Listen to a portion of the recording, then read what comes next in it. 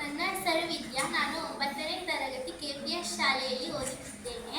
ನನಗೆ ಸಿಕ್ಕಿದ ಪುಸ್ತಕ ಅರೇಬಿಯನ್ ನೈಟ್ ಅದ್ಭುತ ಕಥನಗಳು ಭಾಗ 3, KV ರಾಜೇಶ್ವರಿ ಅವರು ಬರೆದಿರುವುದು.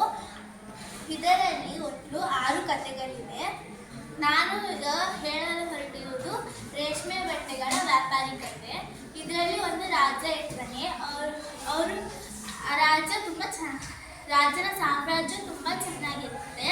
ಅಲ್ಲಿ ಒಬ್ಬ ಬಡವ ರೇಷ್ಮೆ ಬಟ್ಟೆಗಳನ್ನ ವ್ಯಾಪಾರ ಮಾಡ್ತಿರ್ತಾನೆ.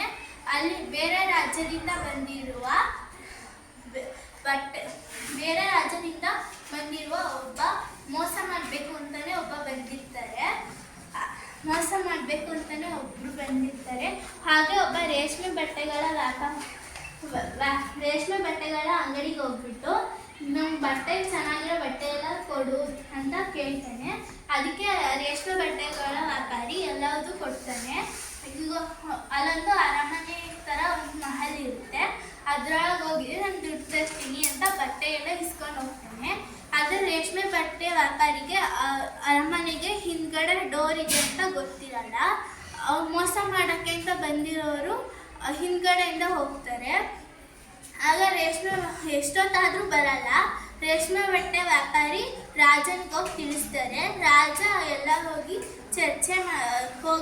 ಹುಡುಕಿ ಅವನ್ನ ಕಳ್ಳನ್ನ ಹಿಡ್ಕೊಟ್ಟು ಮತ್ತು ರೇಷ್ಮೆ ಬಟ್ಟೆ ವ್ಯಾಪಾರಿಗೆ ಅವ್ನಿಗೆ ಸಿಗಬೇಕಾಗಿರೋ ಎಲ್ಲ ದುಡ್ಡು ಕೊಡಿಸ್ಬಿಟ್ಟು ಅವನಿಗೆ